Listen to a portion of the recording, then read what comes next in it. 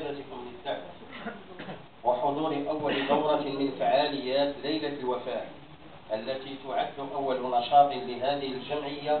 التي جاءت من أجل الإسهام في الارتقاء بمجال الفن السابق والمشهد الثقافي عموما.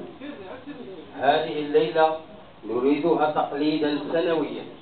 يتزامن مع فعاليات مهرجان السينما الإفريقية للاحتفاء بوجوه وأسماء لها الفضل الكبير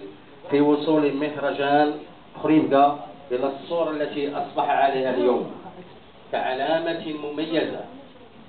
في سماء ليس في المغرب فقط بل في كل إفريقيا، وما زالت تتواصل بعطاءاتها. سيداتي سادتي، ضيوف مدينة خريبكا عاصمة الفوسفات مدينة الثقافة والإبداع، اسمحوا لي أن أشكر الأسماء المحتفى بها اليوم